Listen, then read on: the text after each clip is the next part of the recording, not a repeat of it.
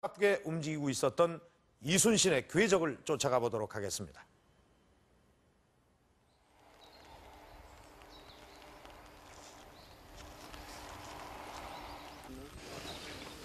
권율 휘하에서 백의종군하던 이순신은 조선 수군이 전멸했다는 비보를 듣고 다시 수군을 수습하기 위해 정찰을 돌던 중 진주 운계리 마을 손경례란 사람의 집에 잠시 머물게 된다.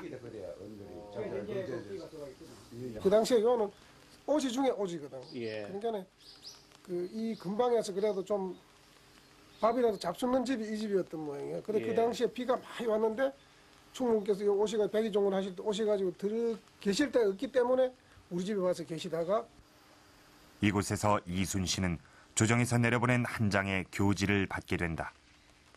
백의종군 상태인 이순신을 삼도 수군 통제사로 다시 재임명한다는 것이다. 이것이 원균의 패배로 허둥대던 조정이 찾은 방책인 것이다. 지난날 그대를 백의종군께 해서 오늘 이런 패전의 욕됨을 입었으니 무슨 할 말이 있으리요. 그대는 부디 충의를 굳건히 하여 다시 나라를 구해주길 바란다. 무슨 할 말이 있으리요. 무슨 할 말이 있으리요. 교서는 그야말로 조정의 솔직한 사과문이기도 했다. 교서를 받은 그날 밤 이순신은 바로 길을 떠난다. 7천량 해전에서 겨우 남은 전선을 수습하고 조선 수군을 재건하기 위한 강행군이 시작된 것이다.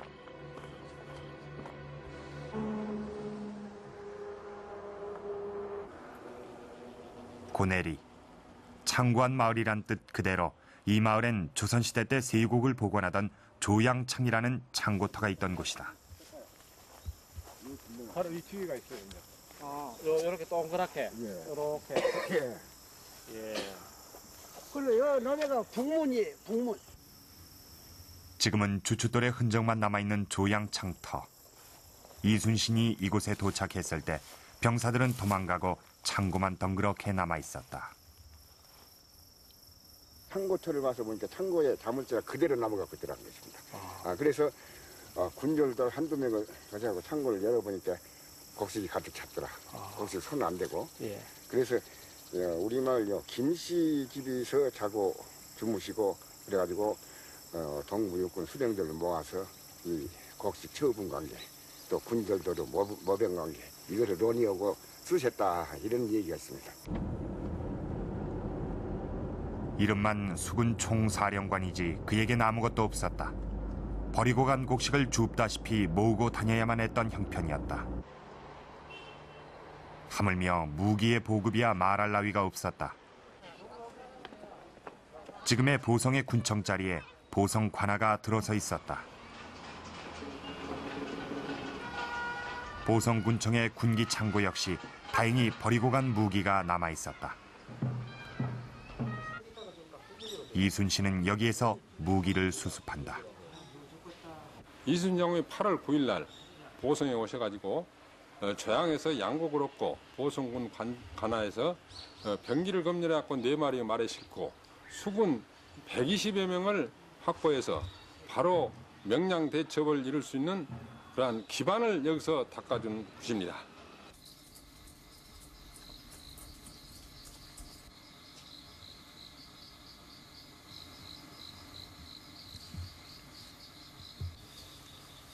수군의 기반이라곤 하나 불과 말 4마리 분량의 무기와 120명의 군사.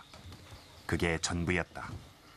그러나 미약하지만 해전을 치를 준비를 해가고 있던 이순신은 추석날 저녁 뜻밖의 어명을 받는다.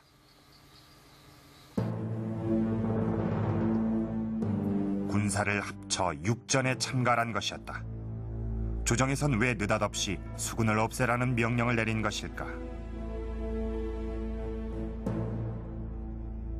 배도 다 깨지고 군인도 도망가고 무기도 없고 하니까 그냥 있는 병력 갖고 권율이 앞에 가서 협조해라 하는 밀령을 내렸던 겁니다. 그런데 이제 이순신 장군은 그게 아니거든요. 자고로 바다의 도적은 바다에서 막온다 해서 옛날부터 게 해군이 있던 것이다 말이에요. 그래서 전부 계획을 세웠던 겁니다.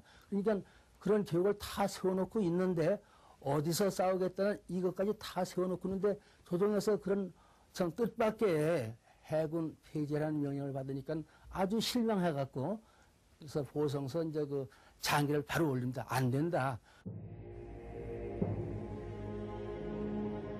이순신은 수군 철폐를 반대하는 비장한 결의가 담긴 장기를 올린다.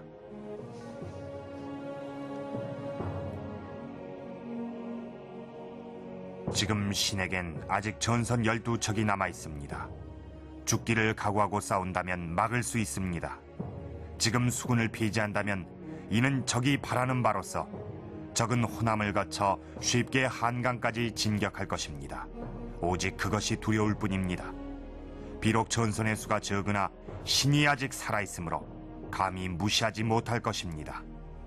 이 장기로 조선수군의 명맥은 유지될 수 있게 된다. 1597년 8월 18일 이순신은 장흥 휘령포에 도착한다.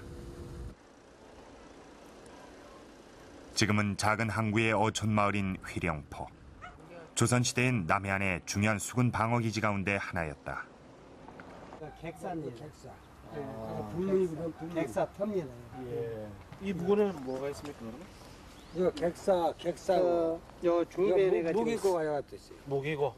예. 그리고 여기가 성터가 요리 있죠. 성터 지금 여기. 아, 요렇게 동그랗게요. 네. 요 뺑 둘러 이렇게 성이 있고, 네. 배 되는 데는 여기고. 네. 예. 이 포구에서 이순신은 남은 12척의 배와 새로 합류한 배 1척, 모두 13척으로 조선 수군을 새로 만들어냈다. 그러나 문제는 땅에 떨어진 병사들의 사기.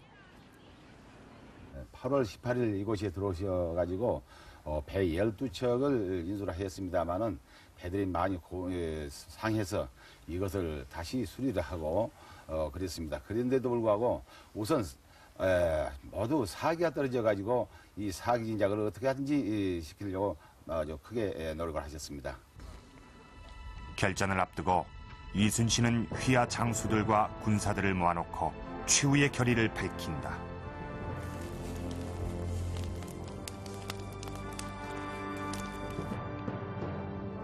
임금의 미용을 받았으니 함께 죽는 것이 마땅하다. 나라 위한 한 목숨이 무엇이 아까우랴. 오직 죽음만이 있을 뿐이다. 명공육전, 충무공에게 육전을 명령했다. 즉 수군을 없애고 육군에 합류하라는 말입니다. 참으로 어처구니 없는 조정의 결정이었습니다. 이때의 심정을 노래한 것이 바로 그 유명한 한산도가라는 새로운 설이 있습니다. 자, 여기에 보면 이것이 이번에 새로 발견해낸 한산도가입니다. 여기에 정윤현 중추라고 적혀 있는데 이날이 이순신이 조정으로부터 조선수군 철폐 명령을 받던 날입니다. 이때 한산도가를 읊었다는 것입니다.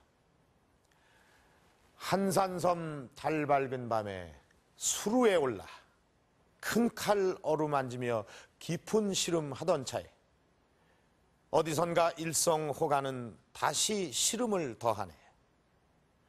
조선 수군이 없어질지도 모른다는 참담한 심정을 이순신